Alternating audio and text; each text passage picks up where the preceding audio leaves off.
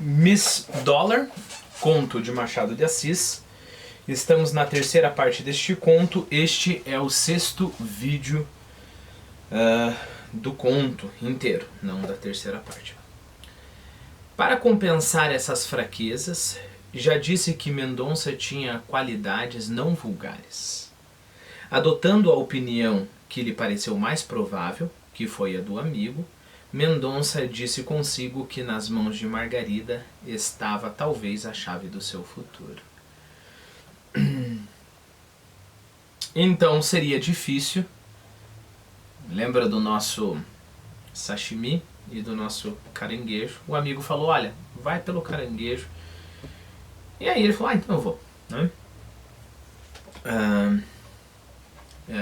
Olha, mais uma vez, deixa eu ler só a nossa definição de casuística, ok? Sistema de pensamento, doutrinas e princípios de toda espécie.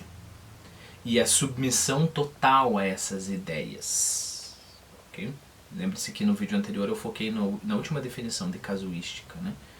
Então um amigo dele falou, vai para esse lado. E ele, com uma submissão total a essa ideia, ao sistema de pensamentos, foi para esse lado. Aí tem os termos jurídicos, que eu acho que não importa tanto assim. Argumento ou medida fundamental em raciocínio enganador ou falso, especialmente em direito e em moral, e baseada muitas vezes em casos concretos e não em princípios fortemente estabelecidos. É o oposto, correto? Digamos assim, do burro, do asno de Buridan. No asno de Buridan, você só vai para o abstrato, né?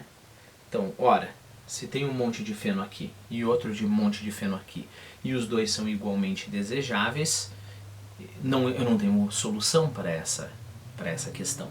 Então eu vou tanto para o reino do abstrato que eu como asno, né, não me toco que tá bom, mas eu tô no meu na vida real, eu estou nesse caso específico e eu preciso comer alguma coisa, então eu vou para esse lado, que seja.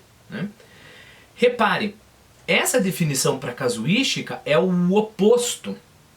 É quando você vê o caso específico, né? Então nesse caso específico, sei lá... Nesse caso específico, dá para entender que esse pai de família matou um cara que estava tentando estuprar a filha dele. Nesse caso específico, aí a gente já sabe toda a ambientação da coisa. O cara, sei lá, era um traficante poderoso, se ele não matasse, sei lá o que, né? Nesse caso específico. Só que aí o que eu faço? Disso, eu chego à conclusão que, então tá, todo estuprador merece pena de morte. Todo estuprador merece pena de morte. Percebeu? Eu tô indo muito pro caso específico e tô esquecendo do geral. Cada estuprador é um estuprador, correto? Já no burro de Buridan, eu penso muito no geral e no abstrato e esqueço do real. Né? Bom, e aí a última definição para casuística, sistema moral, atitude ou conduta hipócrita de acomodação, né? Que seja. Né? Bom, então continuemos. Para compensar essas fraquezas, já disse que Mendonça tinha qualidades não vulgares. Adotando a opinião que lhe pareceu mais provável, que foi a do amigo, Mendonça disse consigo que nas mãos de Margarida estava talvez a chave do seu futuro. Olha o pulo que o Mendonça fez. Ele não ouviu do seu amigo o argumento, né? Olha, às vezes tem mulher de olho azul que é má, tem uma mulher de olho verde, é a expressão, etc. Ele não ouviu aquilo e falou, ótimo, então não, é verdade, eu vou ficar aberto, né, a esses olhos verdes. Né? Então eu não vou ter esse preconceito. Ele não fez isso. Ele pulou, digamos assim, de um preconceito, de uma aversão aos olhos verdes para nessa mulher talvez esteja a chave de toda a minha felicidade. Ideou, nesse sentido, um plano de felicidade. uma casa num ermo, quer dizer, num lugar muito calmo, descampado, olhando para o mar ao lado do ocidente, a fim de poder assistir ao espetáculo do pôr do sol. Margarida e ele, unidos pelo amor e pela igreja, beberiam ali gota a gota a taça inteira da celeste felicidade. O sonho de Mendonça continha outras particularidades que seria ocioso mencionar aqui. Mendonça pensou nisto alguns dias. Chegou a passar algumas vezes por Mata-Cavalos, a casa, lembre-se, da Margarida, né? Quer dizer, a rua da casa da Margarida. Mas tão infeliz que nunca viu Margarida nem a tia. Afinal, desistiu da empresa e voltou aos cães. Eu não fico com mulheres de olho... Quer dizer, eu tenho aversão a mulheres de olho verde, porque elas são perigosas. Eu li isso num livro. Essa mulher tem a chave da minha felicidade? Ah, deixe pra lá. Percebeu? Percebeu o quanto que de só impostação, só de decisões vazias, só de impulso ele está sendo guiado aqui? A coleção de cães, então ele voltou para os cães, né? A coleção de cães era uma verdadeira galeria de homens ilustres.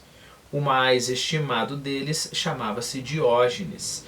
Então aqui você vai ver que a gente tem uma relação de cães com o nome de pessoas ilustres, como você acabei de ler, né? E aí cai naquilo que eu venho discutindo com você, né? Essa cultura mais... então eu vou comprar diversos posters, eu vou comprar um pôster do Dostoiévski e vou colar nas minhas paredes e nunca me dei o trabalho de ler. Ou se li para poder dizer, vou justificar o pôster, né? E não gastei todo o tempo que o livro requer, né? Então ele chamou, ele fez lá, olha, eu sou um homem que respeita a cultura, então os meus cães têm nome de personagens famosos. Então a gente, é claro, vai ter que estudar um pouquinho sobre esses personagens famosos. O primeiro deles é Diógenes, coloquei ali no nosso Quizlet. Bom, nascido em 413 a.C., Diógenes era filho de um fabricante de moedas. Um fato de forjar as moedas levou à prisão do seu pai e ao exílio de Diógenes. Por esse motivo, viveu grande parte da sua vida em Atenas. Foi um grande estudioso, no entanto, preferiu... Essa parte é a mais importante. Então, foi um grande estudioso, no entanto, preferiu se afastar dos bens materiais para atingir a plenitude por meio do conhecimento. Ok? De tal modo, teve uma postura radical e antimaterialista, ou seja, dinheiro para mim não é importante, essas coisas mundanas não é importante. Peraí que a minha visão não é tão... De tal modo, teve uma postura radical e antimaterialista, se afastando dos bens materiais e do luxo, que, segundo ele, cegavam o ser humano, né? A grande questão imposta pelo filósofo foi de que cada ser humano deveria se aprofundar no conhecimento em si. Assim permaneceu durante muito tempo perambulando nas ruas de Atenas e vivendo num barril com o mínimo que precisava para sobreviver. Sobre o Diógenes, a gente não tem muita coisa direto da filosofia dele. A gente tem muitas anedotas sobre o Diógenes. Eu acho que eu vou usar o óculos. Eu nunca usei óculos nos vídeos, mas eu tô vendo que agora eu preciso. A gente nunca... Quer dizer... a gente escuta mais...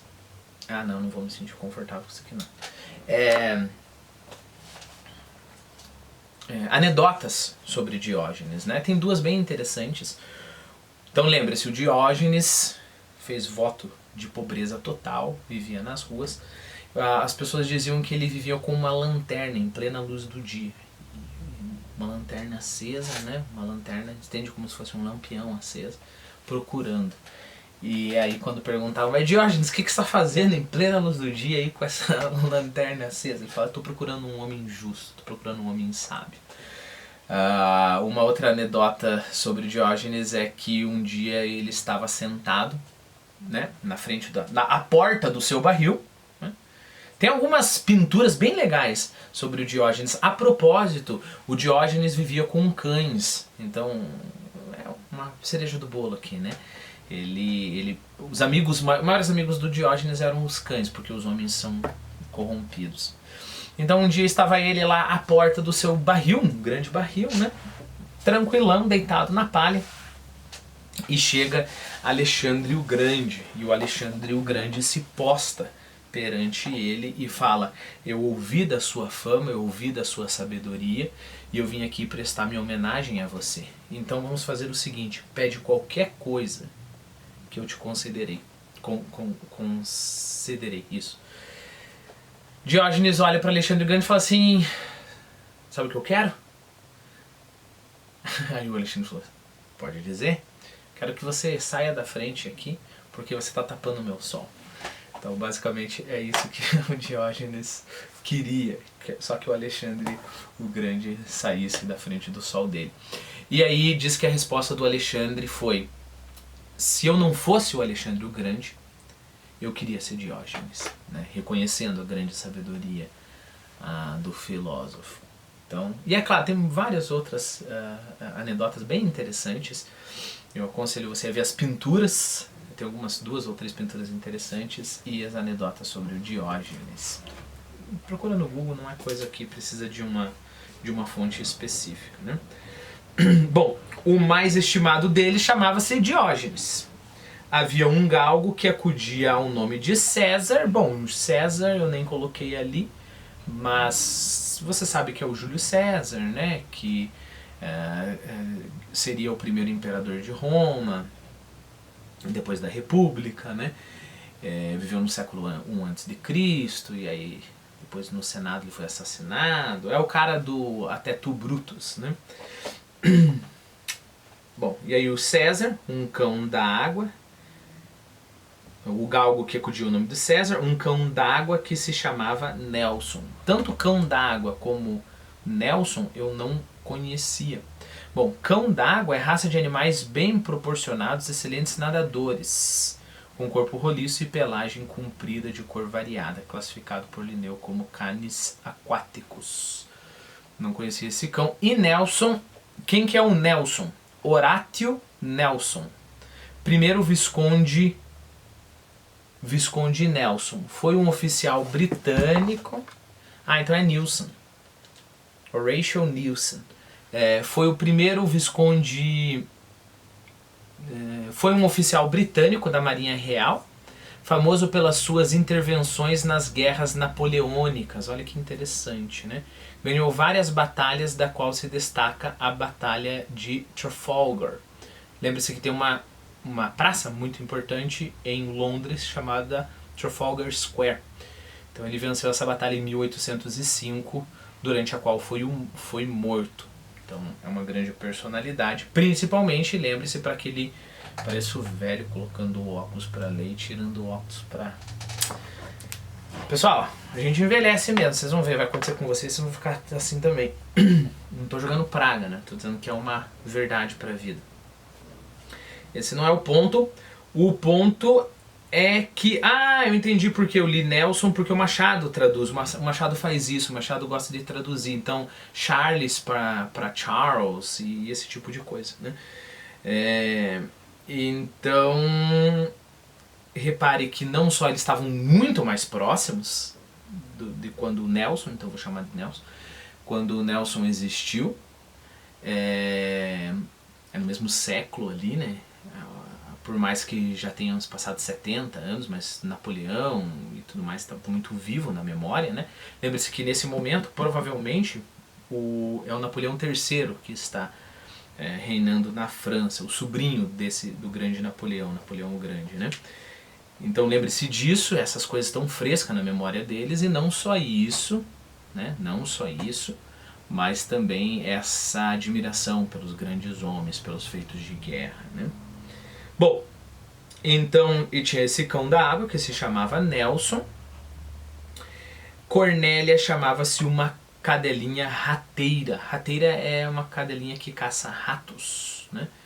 Então vamos lá, quem que foi Cornélia? Cornélia africana, viveu de 190 a.C. a 100 a.C.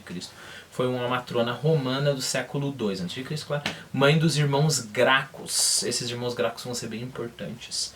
conhecida pela sua virtude e força de caráter. Disse que teria respondido a uma matrona que ostentava suas pedras preciosas, mostrando seus filhos Tibério e Caio, com a frase que tornar-se-ia famosa: eis as minhas joias. Entendeu, né? Chegou lá uma mulher rica e falou: olha minhas joias, olha aqui, ó, tenho um colar de ouro, olha aqui tudo que eu tenho. E ela pegou, apontou para os filhos dela e falou: eis as minhas joias.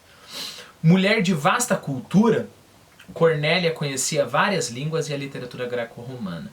Sua família foi a que mais contribuiu para difundir a cultura helenística em Roma. E aí a família é chamada de Círculo dos Cipiões. É citada por Dante Alighieri, na Divina Comédia, no limbo entre os espíritos magnos, ou os grandes espíritos, com o nome de Corniglia.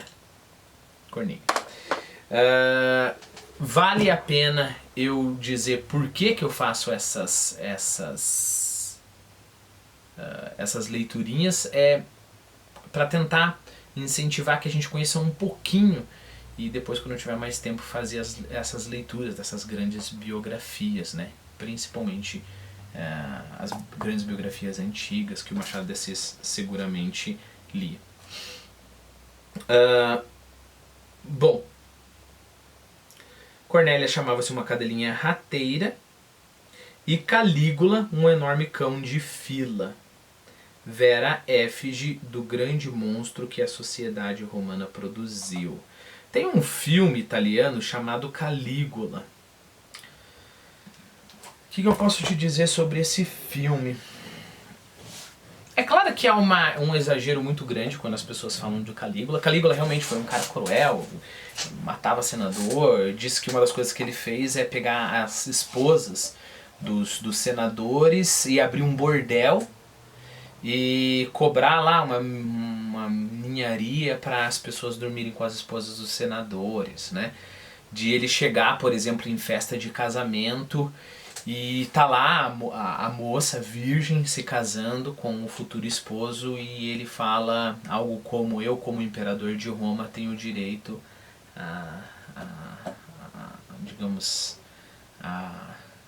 aos primórdios. Tem uma palavra para isso que eu esqueci, mas eu tenho direito, né, aos primeiros frutos, né?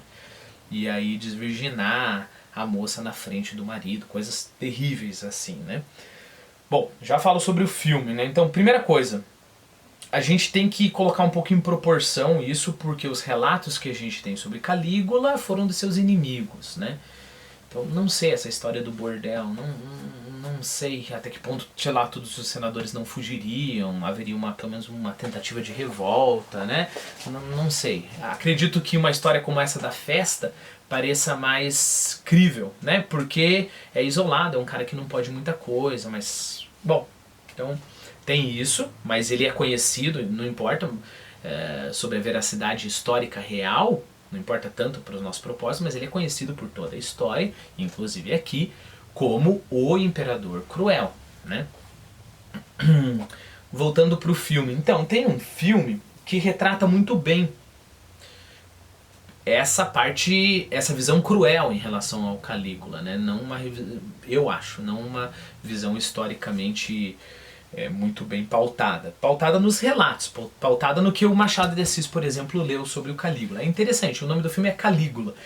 Tem umas partes assim no meio que é pornô mesmo, cenas pornográficas que eu acho assim... O diretor falou, é um diretor super respeitado, até esqueci o nome dele. Eu acho que eu tenho esse filme, tenho até na época do DVD, mas bom, não é importante. Mas o diretor falou que era para retratar muito bem a perversão da época. Eu deixo pra você decidir, mas fique avisado que tem ali umas cenas pornográficas ali no meio. Não tanto, mas tem algumas. Bom, mas esse é o Calígula que a gente conhece, o Calígula cruel. O Calígula... Deixa eu ver se eu tenho mais algo pra falar pra vocês. Eu coloquei aqui, ó. Caio Júlio César Augusto Germânico, também conhecido como Caio César ou Calígula. Foi imperador romano de 16 de março de 37, já depois de Cristo, até o seu assassinato em 24 de janeiro de 41. Foi o terceiro imperador romano e membro da dinastia Júlio-Claudiana, instituída por Augusto. Se eu não me engano, foi o Augusto... Lembra do César? Então foi César, que morreu antes de conseguir se tornar imperador. Augusto, que simplesmente levou o Império Romano ao ápice, assim, pelo menos ápice cultural e tudo mais. É da época do Augusto que tem o que a gente chama de Pax Romana, que é a paz romana, né? É um período muito... que não houve guerras internas, guerras civis e tudo mais. Aí, se eu não me engano, veio o Cláudio e depois já veio o Calígula, só pra gente ter esse senso de proporção. Ficou conhecido pela sua natureza extravagante, cruel e pervertida. Foi assassinado pela guarda pretoriana em 41 aos 28 anos. A sua alcunha Calígula, o qual significa botinhas em português, foi posta pelos soldados de legiões comandados pelo seu pai, que achavam graça em vê-lo mascarado de legionário com os pés, com as sandálias Calígulas nos pés. Isso não é tão importante, né? Bom, então a gente já conhece o Calígula. Que é o quê? Um enorme cão de fila, vera efígie, ok? O que é uma efígie? Representação plástica da imagem de um personagem real simbólico. Retrato, imagem. Então ele é o retrato, cuspido escarrado, vamos colocar assim, do Calígula. Então imagine o cachorro, né? Do grande monstro que a sociedade romana produziu. Quando se achava entre toda essa gente, ilustre por diferentes títulos, dizia Mendonça que entrava na história.